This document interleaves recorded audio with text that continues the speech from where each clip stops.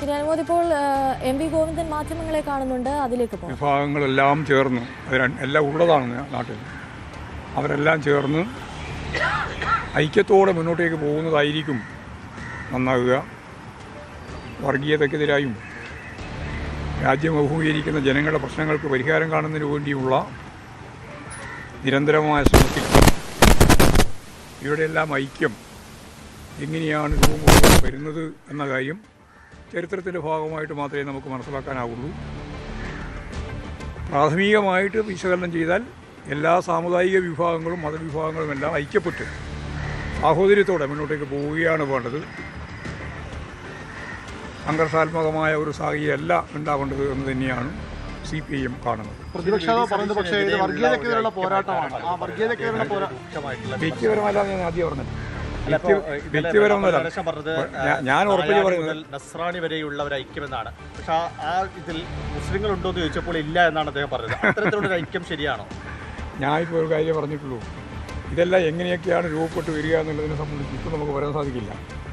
അത് സ്വാഭാവികമായിട്ട് വരട്ടെ. പക്ഷേ ഐക്യം ഉണ്ടാകുന്നത് നല്ലതാണെന്നാണ് ഞാൻ പൊതുവെ പറഞ്ഞത്. പക്ഷേ ഈ വർഗീയതയ്ക്കെതിരെയുള്ള പോരാട്ടം തുടരും. അങ്ങനെ ആ പോരാട്ടത്തിൽ മരിച്ചു വീണാൽ വീരാളിപ്പെട്ട് പുതച്ച് കിടക്കുമെന്നാണ് പ്രതിപക്ഷ നേതാവ് പറഞ്ഞത്. അത്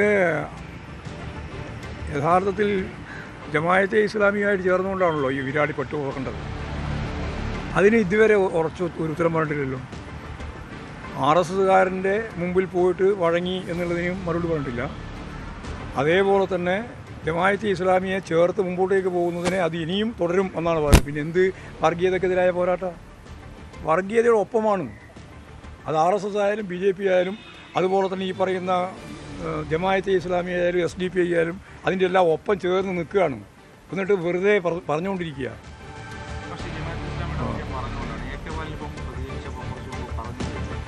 AK ബാലൻ്റെ പ്രതികരണത്തിന് ഞാനിവിടെ പറയാൻ പോകുന്നു.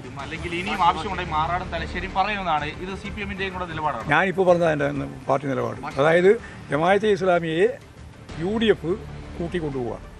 കഴിഞ്ഞ ദിവസം സജി ചെറിയാൻ ഒരു വിവാദ പരാമർശം നടത്തി. അതായത് മലപ്പുറത്തെയും കാസർഗോഡെയും അത് അങ്ങനെ പറയാൻ പാടുണ്ടോ? അവരുടെ പേര് നോക്കി വിലയിരുത്താന്നുള്ളത്. PD സതീശന്റെ പ്രതികരണവുമായി ബന്ധപ്പെട്ട് മാധ്യമങ്ങളോട് പ്രതികരിക്കുകയായിരുന്നു CPM സംസ്ഥാന സെക്രട്ടറി M.V. ഗോവിന്ദൻ.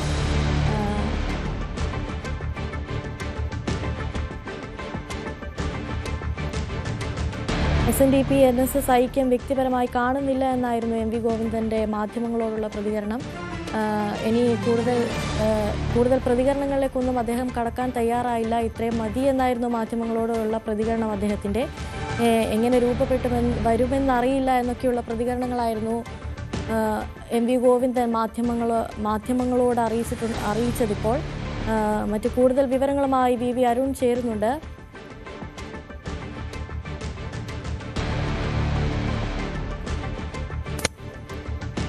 കഴിഞ്ഞ ദിവസമായിരുന്നു VD സതീശൻ ഇത്തരമൊരു പ്രഖ്യാപനം നടത്തുന്നത്.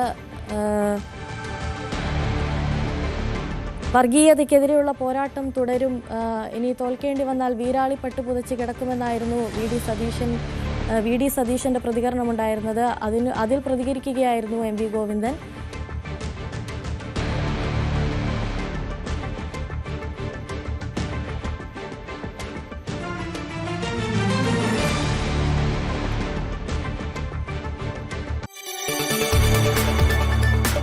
കൂടുതൽ വാർത്തകൾക്ക് News 18 കേരളം YouTube ചാനൽ സബ്സ്ക്രൈബ് ചെയ്യുക.